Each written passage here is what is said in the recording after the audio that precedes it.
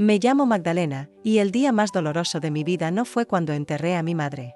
Fue unas horas después, cuando descubrí que mi propio esposo y mi sobrina de sangre me traicionaban en el mismo funeral, mientras yo lloraba a la mujer que me enseñó todo lo que sé. Ellos se cruzaban miradas. Se escapaban. Se creían invisibles. Pero yo los vi.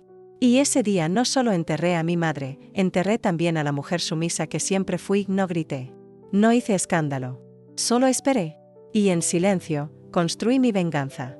Una que los despojaría de todo. Poco a poco. Día a día. Hasta que ya no les quedara nada, porque si creyeron que podían traicionar a una mujer como yo en el día más sagrado de mi vida, es porque nunca supieron de lo que una abuela dolida es capaz. El día que enterré a mi madre, también enterré una parte de mí que jamás volvió. No hay dolor más profundo que ese. Y no me refiero solo a la muerte en sí, sino a la forma en la que la vida decide arrancarte el alma cuando menos lo esperas. Yo pensaba que ese sería el peor momento de mi vida, que nada podría hacerme sentir más vacía que verla bajar en ese ataúd blanco, adornado con flores que no hacían más que recordarme que todo lo vivo muere. Pero me equivoqué. Porque ese mismo día, en medio del duelo, del incienso, de los rezos y de los abrazos fingidos, fui traicionada, no por enemigos, no por extraños. Por los dos seres en quienes más confiaba, mi marido, Eduardo, y mi sobrina Clara. Todo comenzó en la capilla. El lugar estaba lleno, pero el sonido era como el de una catedral vacía. La gente susurraba, lloraba en silencio, y otros solo estaban allí por compromiso. Yo estaba vestida de negro, con la misma blusa que mi madre me regaló en mi cumpleaños. Número 50. El aire olía a flor podrida, a cera gastada, a despedida. Mis piernas apenas me sostenían, pero no quería que nadie me viera débil. No ese día. Eduardo estaba a mi lado, con ese rostro de piedra que tan bien aprendió a usar con los años.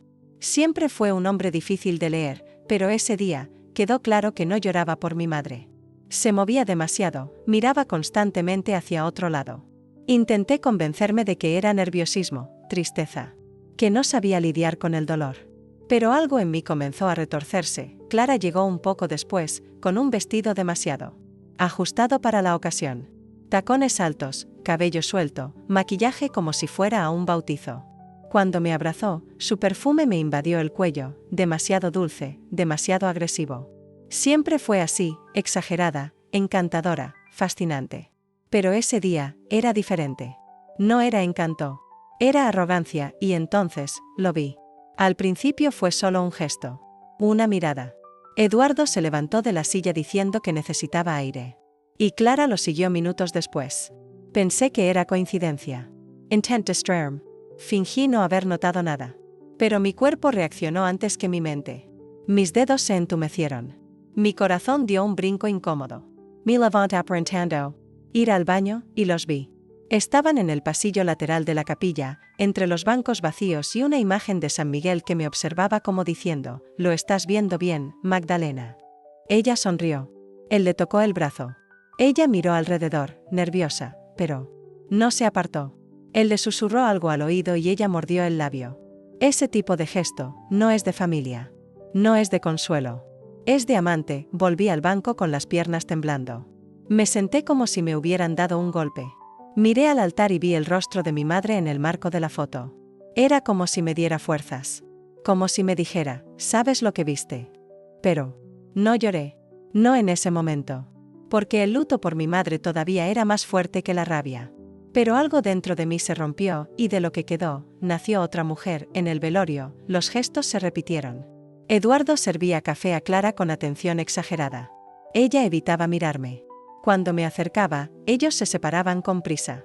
Y aún así, todos a mi alrededor parecían ciegos. Nadie veía. Nadie notaba. Solo yo.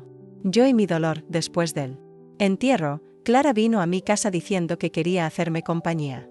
Que era peligroso dejarme sola. Debí decir que no. Pero dije que sí.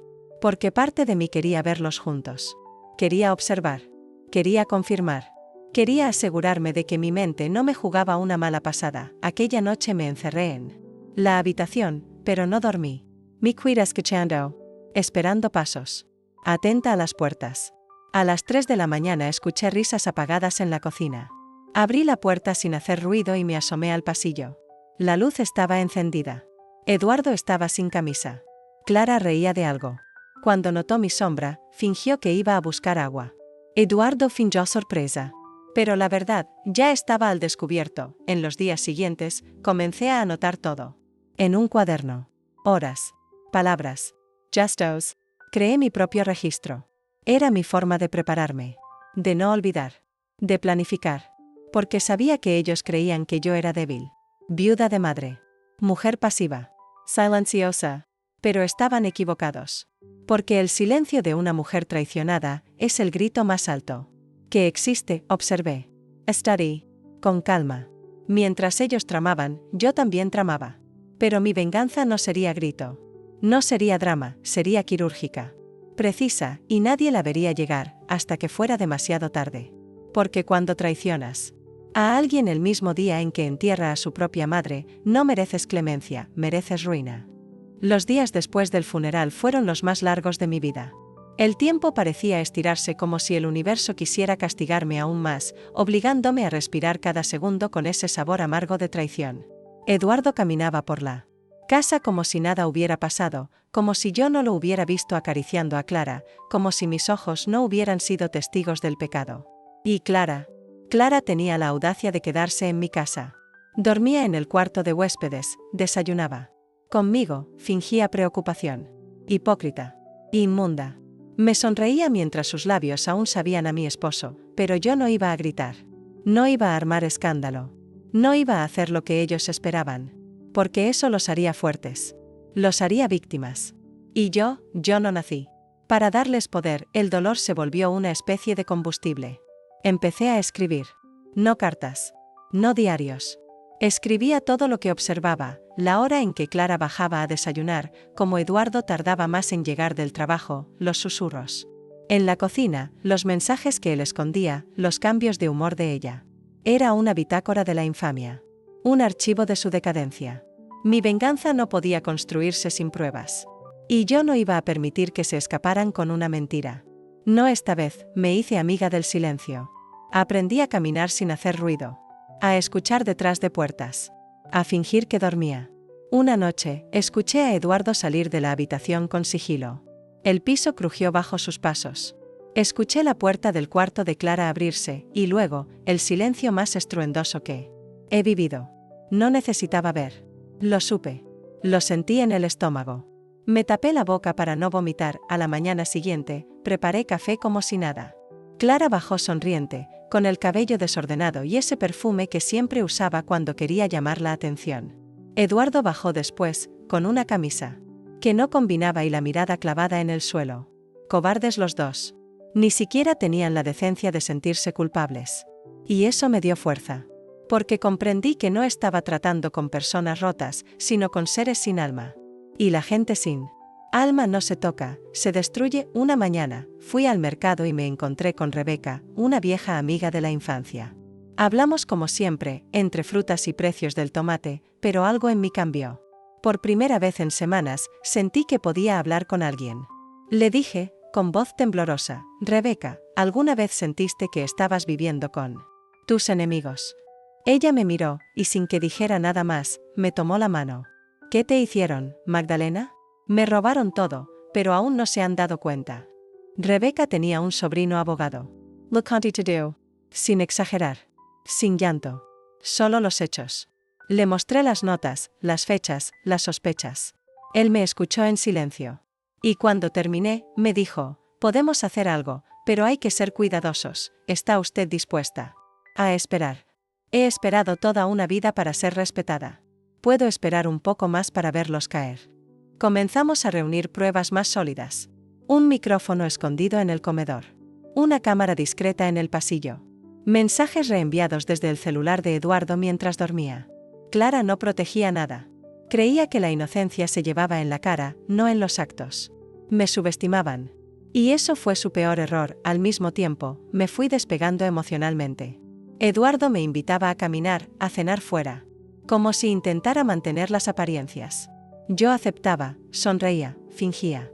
Pero cada risa era veneno. Cada palabra amable era una cuchilla invisible. Una noche, al volver de una cena falsa, le dije que lo amaba. Me dolió cada sílaba. Pero su reacción me confirmó todo, se relajó. Sonrió. Me besó la frente. Creía que me tenía de vuelta. Pobrecito, pero ya era tarde. La Magdalena que él conocía había muerto el día del funeral. La que ahora vivía, estaba dispuesta a todo, le dejé creer que todo estaba bien. Clara se volvió más confiada. Hablaba por teléfono en voz alta. Reía con Eduardo en mi propia sala, y a veces salían a hacer compras juntos.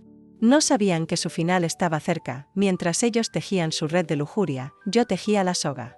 Legalmente, la casa seguía a mi nombre. Las cuentas bancarias también. Clara no lo sabía, pero todo lo que Eduardo gastaba con ella salía de un fondo que yo manejaba. Solo tenía que dejarlo hundirse un poco más. Una mañana, encontré en la cocina una nota escrita a mano. Clara le decía a Eduardo que pronto podrían vivir su amor en libertad. Me temblaron las manos, pero no de tristeza. De emoción. Porque su arrogancia me daba poder. Porque no sabían que estaban firmando su sentencia, estaban ciegos. Y yo era el cuchillo. Afilado. Silencioso. Little. La traición no solo me rompió el corazón. Me despertó. Me sacudió de un letargo de años. Me di cuenta de cuántas cosas había tolerado, de cuánto había tragado en silencio para sostener un hogar que no me respetaba. Y cuando entendí que todo lo que construí estaba infectado por la mentira, decidí demolerlo, pero piedra por piedra. Sin ruido. Sin piedad, después de reunir suficientes pruebas con la ayuda del sobrino abogado de Rebeca, armamos un expediente silencioso. Todo estaba allí, grabaciones de voz, mensajes capturados, vídeos donde Clara y Eduardo se tocaban como amantes mientras yo estaba a metros de distancia. Lo revisé una y otra vez. Cada vez que lo hacía, sentía una punzada, pero también una certeza, tenía el arma cargada. Solo faltaba apuntar. Una tarde, mientras Clara preparaba café en la cocina como si fuera la dueña de mi casa, me senté en la sala con Eduardo. Sonreí. Lo acrocí la mano. Le dije que quería hablar sobre nuestro futuro. ¿Qué había pensado? En vender la casa y mudarnos a algo más pequeño, tal vez en las afueras, donde el aire fuera más limpio y la vida más tranquila. Él abrió los ojos, sorprendido, pero no dijo que no. Me miró con interés. Por supuesto, no pensaba en nuestra tranquilidad, pensaba en el dinero. Podríamos usar esa plata para empezar de nuevo, dijo. Yo asentí, bajando la mirada, como una mujer cansada. Como la Magdalena que él pensaba que todavía podía manipular. A los pocos días, llevé a cabo el primer movimiento, fui al banco y cambié los poderes de las cuentas. Cerré una de las más antiguas y transferí el contenido a una nueva, donde solo yo tenía acceso. Redirigí pagos, corté tarjetas de crédito. Cambié contraseñas. Todo de manera legal, ordenada. Como quien barre la casa antes de una tormenta. Clara, por su parte, parecía flotar. Ya no disimulaba su cercanía con Eduardo. Cocinaban juntos. Se reían fuerte. A veces, desaparecían en la tarde con excusas tan frágiles que daban vergüenza ajena. Yo fingía no ver. Me volvía invisible en mi propia casa. La abuela resignada. La vieja buena que no se entera de nada, pero yo sabía. Y ellos no sabían. Que yo sabía. Y eso era lo más delicioso de todo. Un viernes por la tarde, programé una reunión familiar. Les dije que tenía noticias importantes. Que había llegado una herencia inesperada por parte de un tío lejano de mi madre. Clara se entusiasmó de inmediato. Eduardo fingió modestia, pero sus ojos brillaban. Acomodé todo en el comedor: café, pan dulce, una carpeta con papeles falsos, y una cámara escondida grabando cada gesto. Les hablé con voz suave, casi temblorosa. Les conté que estaba cansada, que quería descansar, que pensaba en repartir algunas cosas antes de morir. Que no quería peleas después. Que prefería organizarlo yo misma. Les entregué hojas donde supuestamente firmaban un adelanto de herencia. En realidad, estaban renunciando a cualquier derecho sobre mis bienes. Firmaron sin leer. Codiciosos. Estúpidos. Borrachos de ambición. Cuando terminaron, les dije que me sentía un poco mareada. Que necesitaba descansar. Me encerré en mi cuarto. Y reí. Lloré también. Pero de alivio. Porque el primer golpe estaba dado. Legalmente, ya no podían tocar nada mío. Ni un centavo. Ni una silla. Esa noche, llamé al abogado. Le conté que todo había salido perfecto. Él me felicitó por mi sangre fría. Me preguntó si estaba lista para el siguiente paso. Le dije que sí. Estaba lista. 2 días después, mientras Clara y Eduardo estaban fuera, cambié la cerradura. Llamé a un cerrajero temprano en la mañana. Le dije que había perdido las llaves. En 1 hora, la puerta tenía una nueva cerradura, y yo estaba dentro, sola. Cuando regresaron, a las 7:30 de la noche, intentaron entrar y no pudieron. Golpearon. Insistieron. Fui a la puerta con calma, vestida con mi bata de casa, y los miré por la mirilla. «¿Qué está pasando?», gritó Clara. «Perdiste la cabeza», dijo Eduardo. Abrí la puerta apenas unos centímetros. Los miré a los ojos. «Esta es mi casa. Y ustedes ya no viven aquí». Clara estaló. Lloró, gritó, suplicó. Eduardo no dijo nada. Tenía la cara de un hombre derrotado. Les mostré una copia de los papeles que firmaron. Les dije que si intentaban volver, tenía órdenes de restricción preparadas. Que no se acercaran. Que no los quería ni ver, pero no terminó ahí. Esa noche, después de cerrar la puerta, subí al desván y abrí una caja que había guardado durante años. Fotos, recibos, cartas que mi madre me había escrito. Me senté en el suelo y lloré por ella. Porque todo esto había empezado el día en que la enterramos. Porque, de alguna forma, su partida fue la chispa de esta tormenta. «Mamá, ahora sí, descansa. Yo me encargo del resto», susurré al aire. La casa estaba en silencio. Un silencio distinto. No era vacío. Era paz. Me acosté esa noche con una manta vieja, un libro abierto y el corazón herido pero orgulloso. Porque ese primer golpe no solo los dejó afuera, me devolvió a mí misma.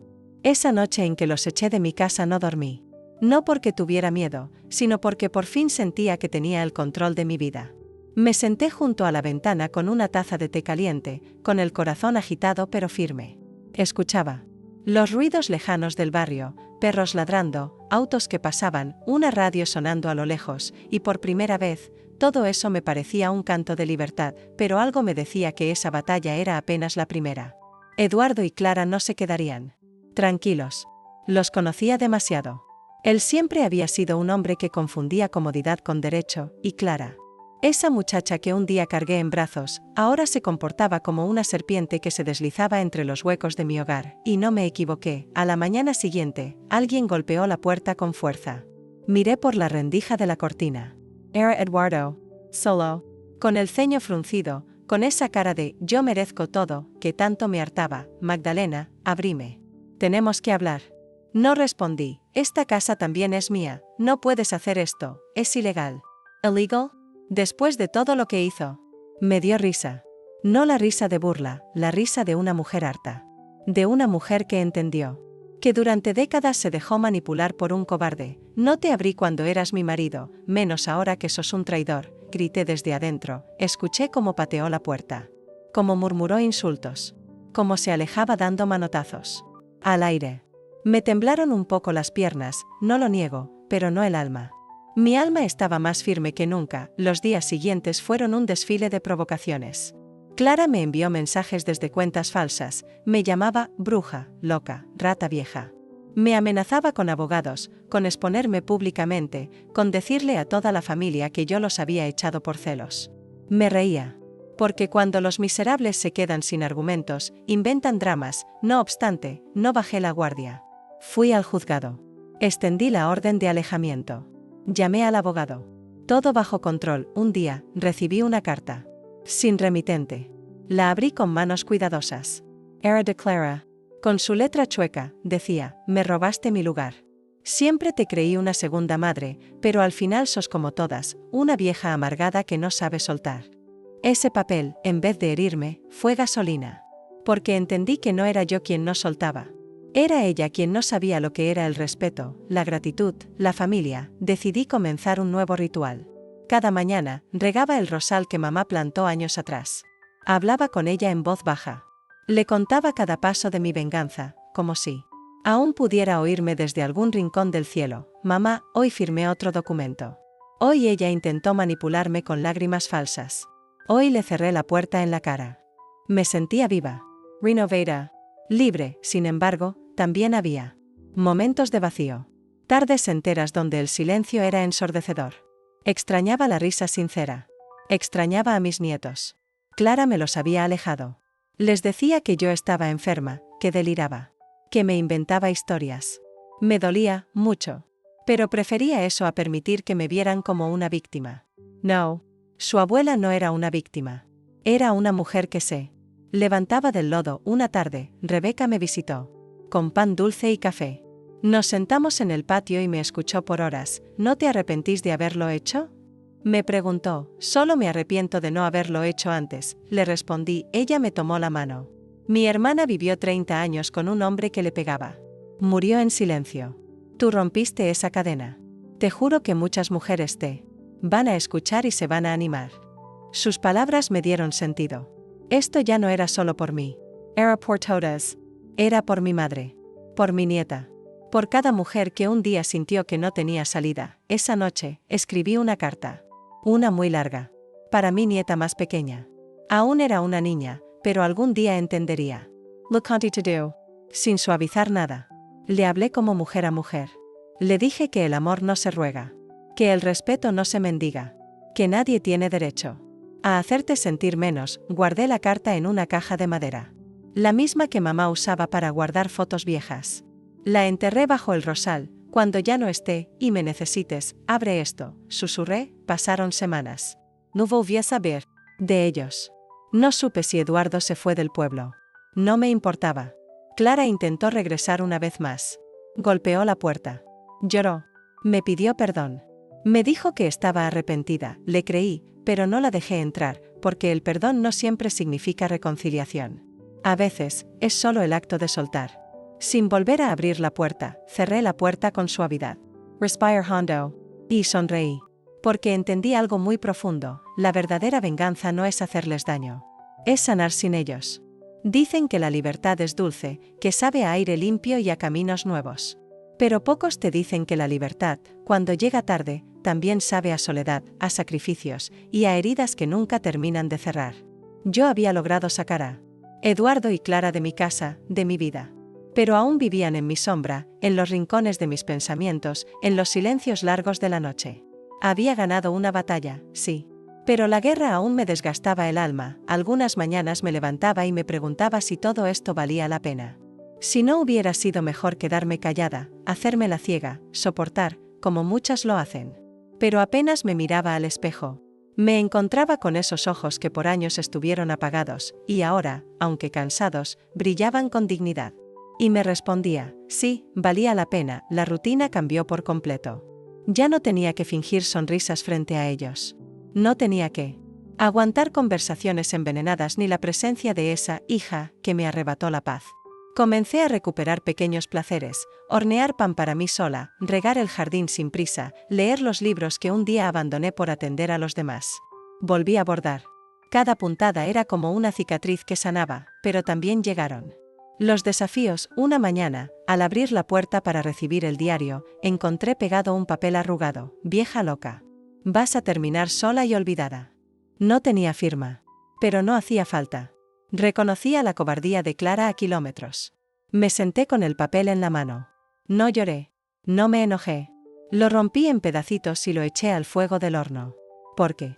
No iba a permitir que me destruyeran otra vez. Sin embargo, ese acto me recordó algo importante. Aunque ellos ya no vivían conmigo, no iban a detenerse. El odio es una enfermedad que consume lento. Y Clara estaba infectada hasta los huesos. Llamé al abogado. Le pedí que revisara si podía reforzar la denuncia. Me sugirió instalar cámaras en el exterior de la casa. Lo hice. No por miedo. Por estrategia. Porque cuando enfrentas a serpientes, debes saber desde dónde atacan. Los días pasaban, y aunque el silencio era ahora mi escudo, el alma seguía inquieta. Una tarde, mientras sacaba unas cajas viejas del altillo, encontré una libreta de mi madre. En ella había recetas, frases, oraciones. Una de ellas me heló la sangre. El dolor es la fiebre del alma, avisa que algo está mal, pero también que hay vida. Me senté en el suelo, abrazada a esa libreta, y lloré como no lo hacía desde que mamá partió. Porque entendí que todo este sufrimiento no era una maldición, era una señal de que seguía viva. De que aún podía construir algo nuevo. Aunque fuera desde las ruinas. Unos días después, recibí una visita inesperada. Era Tomás, mi nieto mayor, el hijo de Clara. Tenía apenas 16 años. Alto, flaco, con los ojos llenos de preguntas. Abuela, ¿puedo pasar? No. Sabía si abrazarlo o cerrarle la puerta. Pero algo en su mirada me rompió. Pasa, mijo. Esta siempre será tu casa. Nos sentamos en la cocina. Le preparé chocolate caliente. Me miraba como si quisiera decir mucho pero no supiera por dónde empezar. Mamá dice que estás enferma, que estás mal de la cabeza. Bajé la mirada. Sentí una punzada, pero me contuve. ¿Y tú qué crees, Tomás? Él tardó en responder. Jugaba con la taza entre sus manos. Yo no sé qué pensar. Pero te extraño. Y nadie me cuenta nada. Ahí supe que, aunque Clara había sembrado veneno, aún había esperanza. Le conté mi versión. Sin odio. Sin exageraciones. Solo la verdad. Él me escuchó en silencio. Cuando terminé, me abrazó fuerte. Y se fue. Esa noche, recé. No por Eduardo. No por Clara. Sino por mis nietos. Para que pudieran crecer lejos de la oscuridad, para que algún día entendieran que su abuela no se volvió loca, solo se cansó de callar. Pasaron semanas. Tomás volvió. Trajo a su hermana. Luego a otro nieto. Poco a poco, mi casa volvió a llenarse de voces jóvenes. No como antes. No como en los días felices. Pero con una energía distinta. Una semilla nueva. Un domingo, mientras cocinábamos juntos, Tomás me preguntó, ¿cómo supiste que era momento de decir basta? Lo miré a los ojos.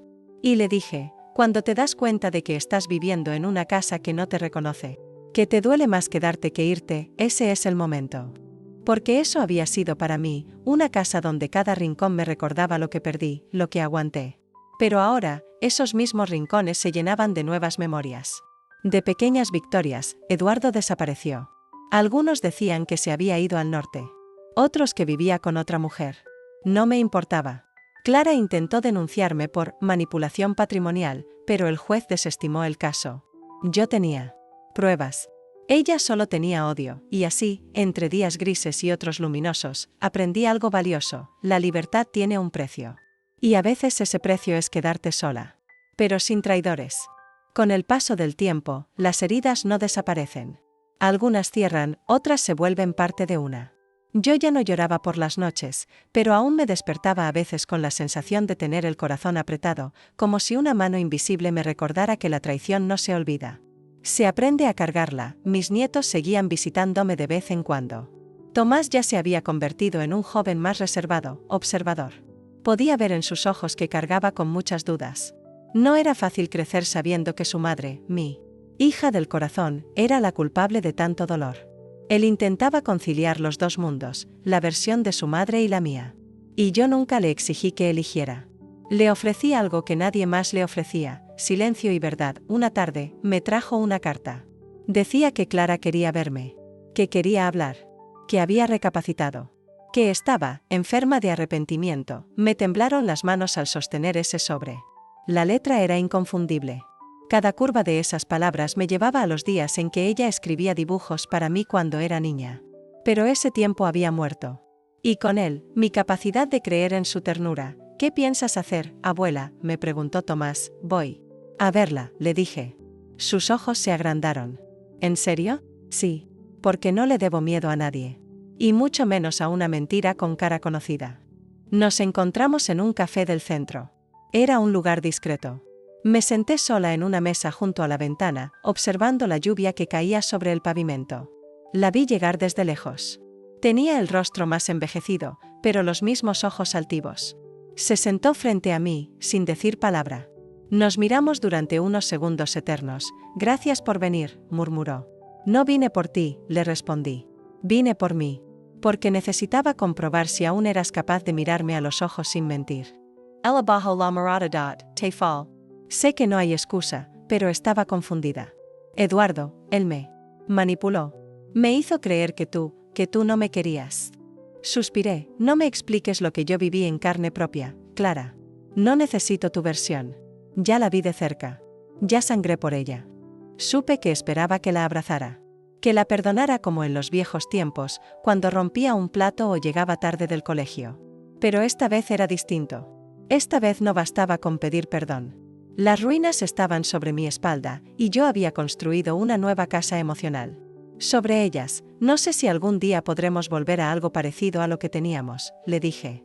Pero si estás aquí solo para limpiar tu conciencia, ahórratelo. Quiero recuperar a mis hijos, y sé que ellos te aman más que a mí, dijo entre lágrimas. Eso no depende de mí. Depende de lo que tú les muestres. Ellos saben quién soy. Y también te conocen a ti. Tú sembraste distancia, ahora recoge consecuencias. Nos quedamos en silencio. La lluvia golpeaba el vidrio con insistencia. Clara se secó las lágrimas, se levantó y se fue sin decir adiós. Y ahí entendí que había venido a buscar una absolución que no estaba dispuesta a ganar con acciones, solo con palabras. Volví a casa más tranquila que nunca. Porque enfrentarse cara a cara con quien te traicionó y no temblar, es la señal más clara de que la herida se ha convertido en fuerza. Aquel encuentro fue como cerrar una puerta de hierro con llave, y en esa nueva etapa, decidí hablar. Comencé a escribir en un cuaderno todo lo que había vivido. No como desahogo, sino como testimonio. Pensé que tal vez algún día, alguien encontraría esas páginas y entendería que el silencio nunca es protección, es prisión. Rebeca, mi amiga, me animó a compartir mi historia en la parroquia. Al principio me reí. ¿Yo, contar todo esto en voz alta? Sí, Magdalena. Porque hay muchas mujeres que necesitan escucharte. Porque lo que tú viviste no es único. Pero lo que tú hiciste, eso sí lo es. Me senté frente a un grupo de mujeres. Algunas jóvenes, otras mayores que yo. Les conté como una familia. Puede romperse por dentro sin que nadie lo note. Les hablé del funeral, de la traición, de las noches de soledad, del día que decidí decir basta. Algunas lloraron. Otras me abrazaron. Una de ellas me dijo, gracias. Pensé que era la única que vivía con miedo en su propia casa. Y ahí supe que la vida aún me tenía un propósito. Mis nietos comenzaron a traerme flores, dibujos. Me llamaban solo para decir, te quiero. El dolor seguía, sí, pero ya no era un muro. Era un puente hacia algo nuevo. Hacia una paz que no sabía que existía. Cada noche me sentaba en la mecedora frente al rosal y agradecía. Agradecía el dolor, la lucha, el silencio que me empujó a gritar. Porque entendí que, a veces, el corazón más roto es el que más fuerte late. Dicen que la venganza es un plato que se sirve frío. Pero nadie te dice que también puede servirse en silencio. Que no hace falta levantar la voz, ni alzar el puño, ni arrastrar a nadie al infierno con gritos, porque el verdadero infierno es ver cómo alguien se hunde en su propio veneno. Después de aquel encuentro con Clara en el café, algo en mí cambió. No sentí alivio, ni rabia. Lo que sentí fue confirmación. Confirmación de que, por mucho que alguien diga que se arrepiente, hay cosas que no tienen regreso. Y ella había cruzado líneas que no se borran con un perdón. Pasaron algunas semanas. Volví a mi rutina tranquila, con mi cuaderno, mi mecedora, mis flores. Pero una noche, escuché un ruido extraño en el patio. Me levanté en silencio. Tomé la linterna y miré por la ventana. Nada. Pero al día siguiente, encontré el rosal pisoteado. La tierra removida. La caja de madera, donde había guardado la carta para mi nieta, desaparecida. Me temblaron las manos. No por miedo. Por furia. Esa caja no tenía valor para nadie más. Pero para mí, era todo. Era mi legado. Mi verdad escrita a puño y letra. Mis advertencias.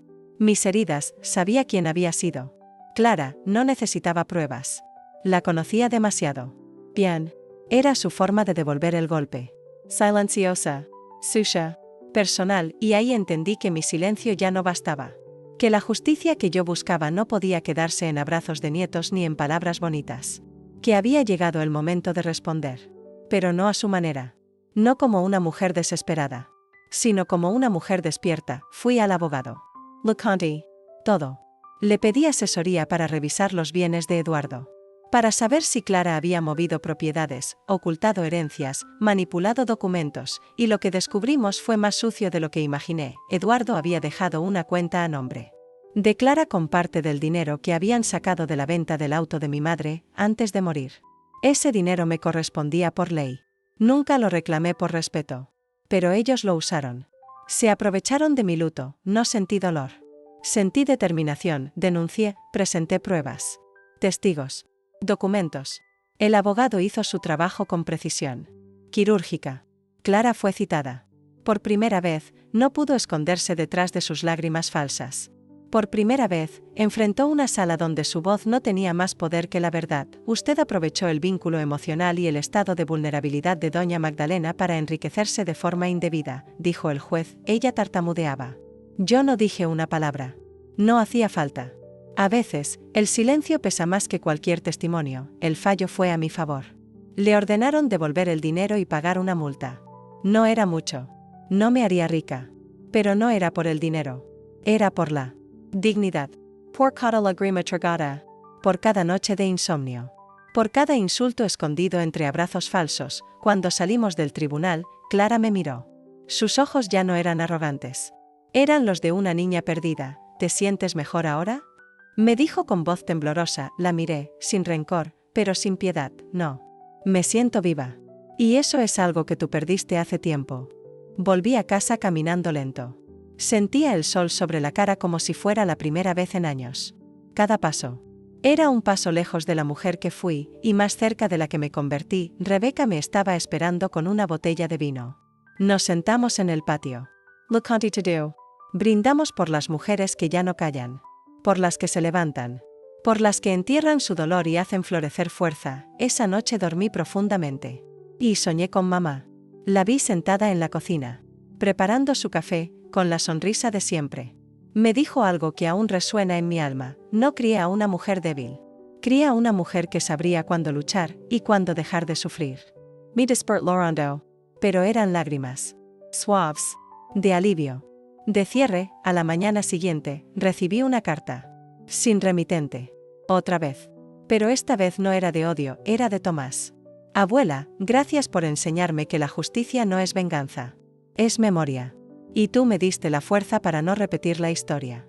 Y ahí supe que la guerra había terminado. No porque todos hubieran sido derrotados. Sino porque yo había salido. Viva. Completa. Y con mis valores intactos, ya no me importaba si Clara hablaba mal de mí por los rincones. Ya no me dolía no recibir noticias de Eduardo. Porque mis nietos venían a verme.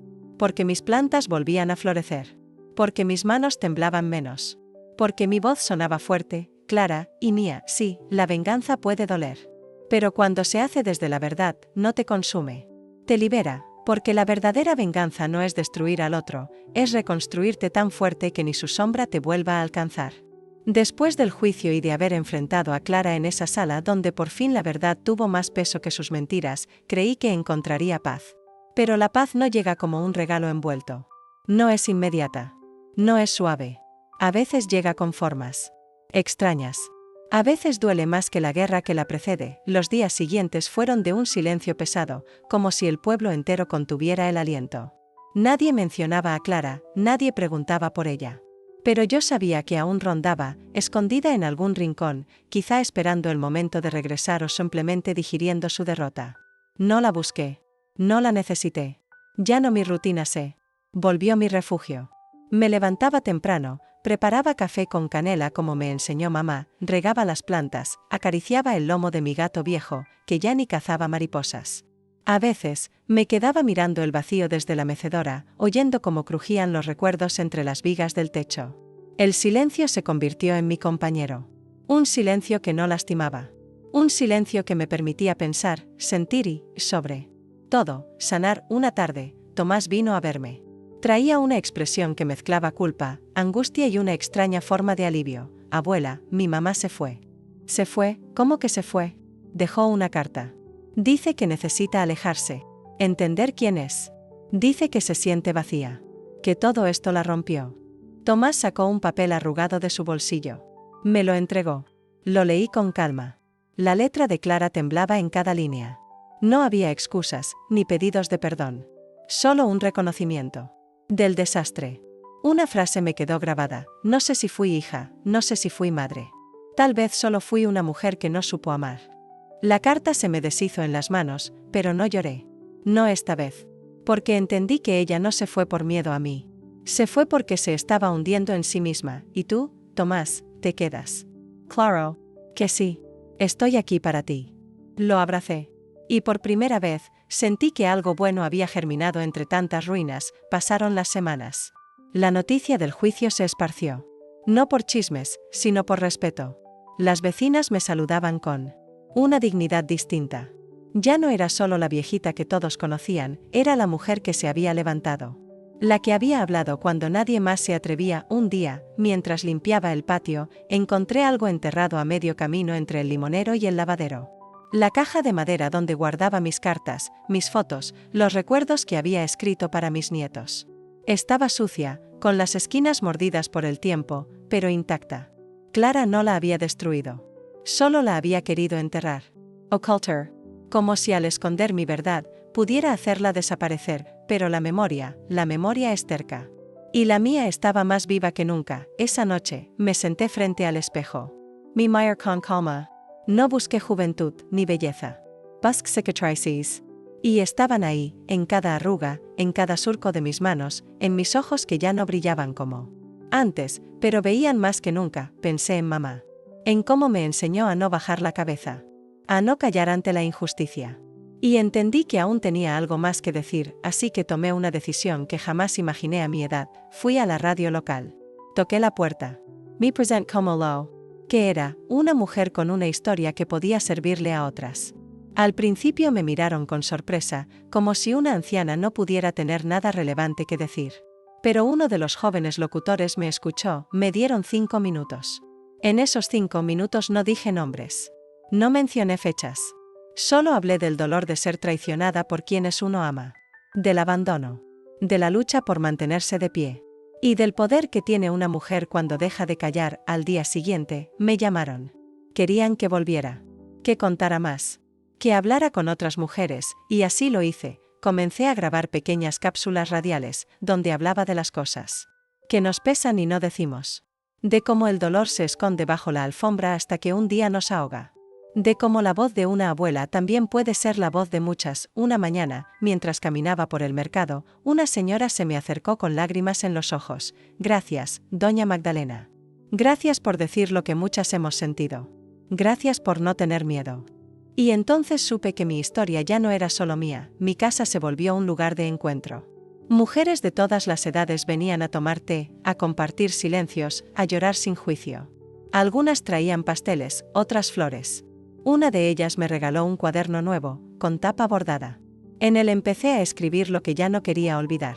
No solo mi historia, sino la de todas. Mis nietos venían más seguido. Rebeca me leía cuentos en voz alta. Tomás me ayudaba a arreglar la cerca. En sus ojos veía respeto. En sus abrazos, amor real. Una noche, mientras tejía en silencio, escuché la voz de mamá en mi memoria. No crié a una mujer perfecta, pero sí a una que no se deja destruir. Y por primera vez, me sentí completa, porque entendí que no hace falta que el mundo te aplauda, basta con que tú misma reconozcas que sobreviviste, y no solo eso, que floreciste. Me desperté antes que el sol tocara los tejados del pueblo. Había algo en el aire, una quietud pesada, como si el día supiera que algo importante estaba por suceder. Me senté en la cama y contemplé las grietas del techo, las mismas de siempre.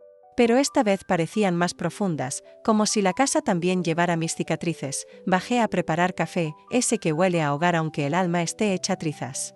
Mientras servía el agua, escuché pasos en el porche. No esperaba a nadie. Me asomé por la ventana, y allí estaba Tomás, de pie, con los ojos bajos y un sobre blanco en la mano. «¿Te llegó esto, abuela?» Me entregó la carta sin decir más, pero sus ojos estaban llorando por dentro. Reconocí la letra apenas. La sex. Clara, mi hija. La misma que había destruido todo con sus manos temblorosas de egoísmo. Me senté lentamente en la silla de la cocina, abrí el sobre y empecé a leer. Sus palabras eran una mezcla de arrepentimiento y desorientación. Decía que estaba en Veracruz, viviendo con una prima, trabajando en lo que podía. No pedía perdón. No justificaba nada. Solo confesaba, me miro al espejo y no me reconozco. No sé quién soy sin el odio, sin la rabia, sin la necesidad de culparte de todo. Sentí que las paredes se cerraban. La casa entera contuvo el aliento. Me levanté, fui a mi cuarto, guardé la carta en mi cajita de madera, la misma donde escondía mis recuerdos más tristes, y volví al patio sin decir una palabra. Tomás no insistió. Él entendía. No hacía falta hablar. Pasé el resto del día en la mecedora, mirando las hojas que caían del limonero. Cada una parecía una promesa rota. Pensé en mamá. En las veces que me dijo, una madre ama, incluso cuando el hijo se pierde, pero eso no significa que deba perderse con él. Ahora entendía cada palabra. Esa noche no dormí. Me quedé sentada junto a la ventana, escuchando el canto lejano de un gallo, los grillos escondidos entre los arbustos y el crujido de la madera bajo mis pies. El silencio me hablaba más que cualquier sermón. Me decía, no estás sola. Estás viva. Al día siguiente, decidí visitar el cementerio. Llevé flores frescas al panteón de mamá.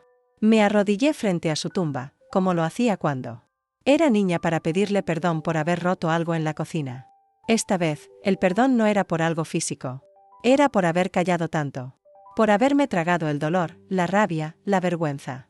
Por haber permitido que me arrancaran mi dignidad. Mamá, me costó entenderlo, pero ya no me avergüenzo. Hoy sé que fui buena madre. Que me equivoqué, sí, pero siempre desde el amor. Y ahora solo quiero descansar. En paz. Aunque aún respire, necesito que mi alma deje de pelear. Salí del cementerio sintiéndome más liviana. Como si por fin pudiera caminar sin el peso de generaciones de silencio. Al llegar a casa, encontré una caja vieja que había estado escondida bajo la cama. Dentro estaban las fotos de mi boda, los dibujos de Clara cuando era niña, una carta que mi esposo me escribió en los años 80, cuando aún creía en nosotros. La abrí y la leí como si fuera la primera vez. Él hablaba de esperanza, de futuro, de una familia unida. Y ahí comprendí que el amor, aunque se pudra, deja semillas. Algunas germinan en tierra buena. Otras no, pero las raíces. Las raíces no se cortan. Esa misma tarde, decidí visitar la radio otra vez. Quería contar otra parte de mi historia. Ya no la del dolor, sino la de la reconstrucción.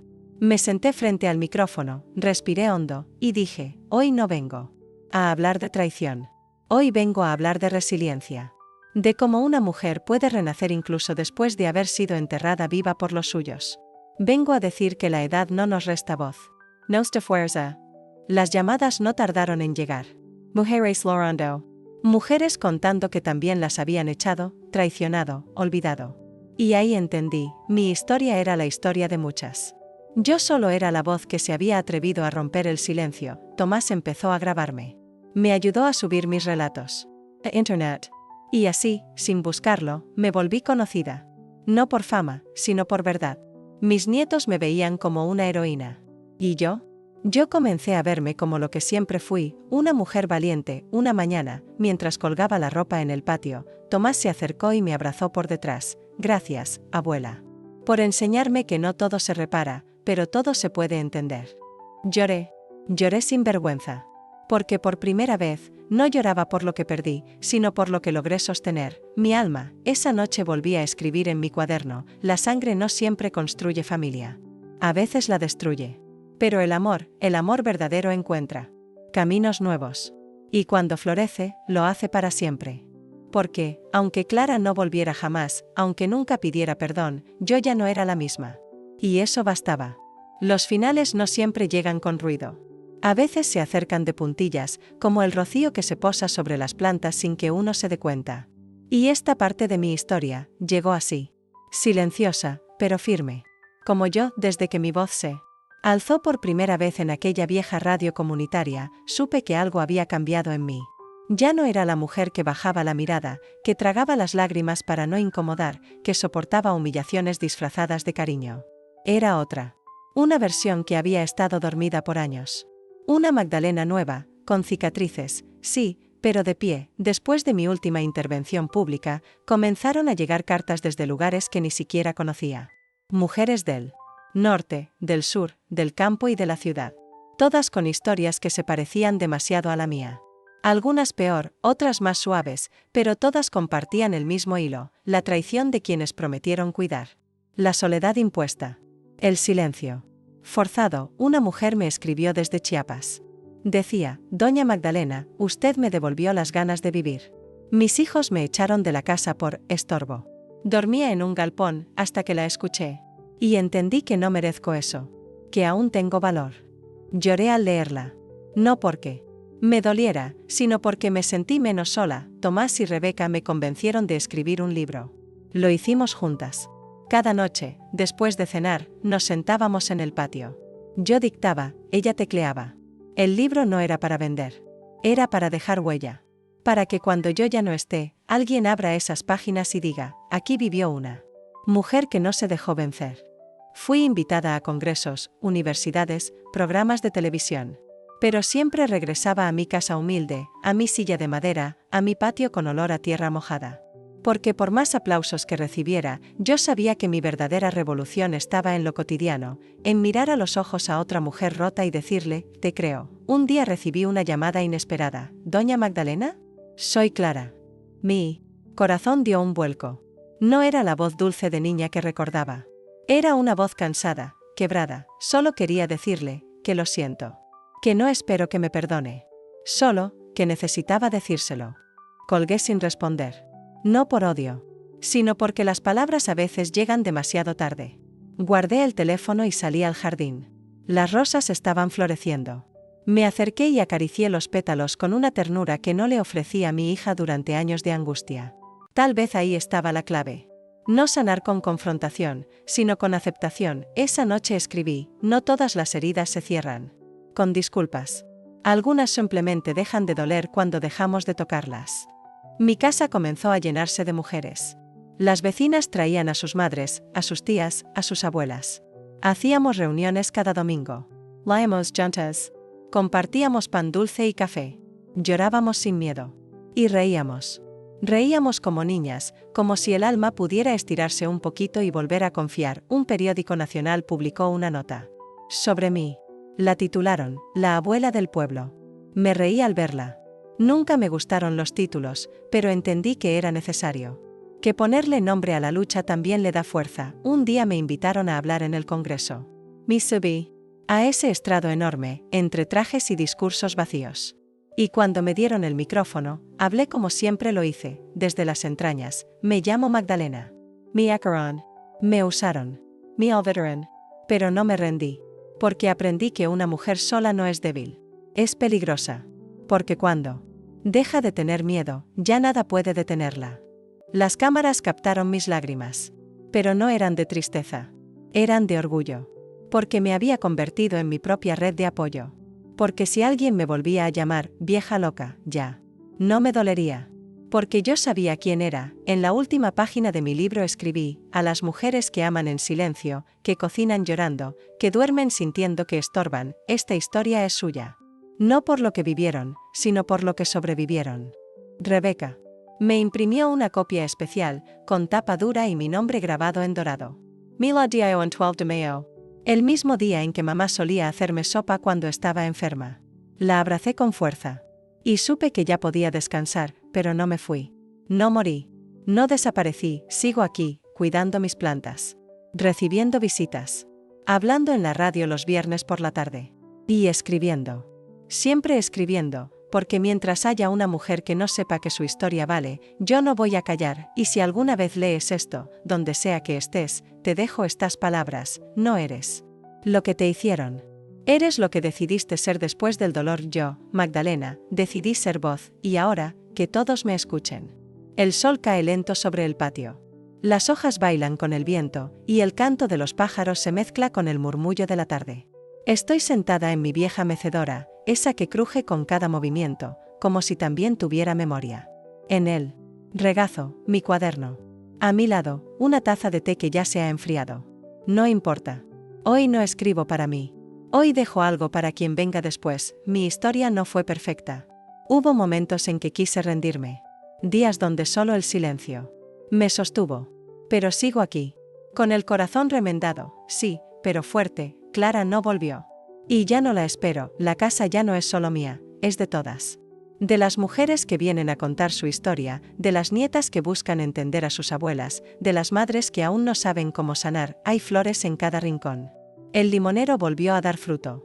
Y en las paredes, cuelgan fotos de los días buenos, y también de los difíciles. Porque aprendí que no hay que esconder lo que duele. Hay que mirarlo de frente y decir, aquí empezó mi fuerza. Cuando llegue mi hora, no quiero monumentos. Solo quiero que alguien lea mis palabras, se reconozca en ellas. Y siga adelante, porque si una mujer rota pudo alzar la voz, entonces ninguna está verdaderamente sola. Y si alguna vez te sientes olvidada, desechada, invisible, piensa en mí, piensa en la abuela que fue echada de su propia casa y que, en vez de morir en silencio, se convirtió en historia.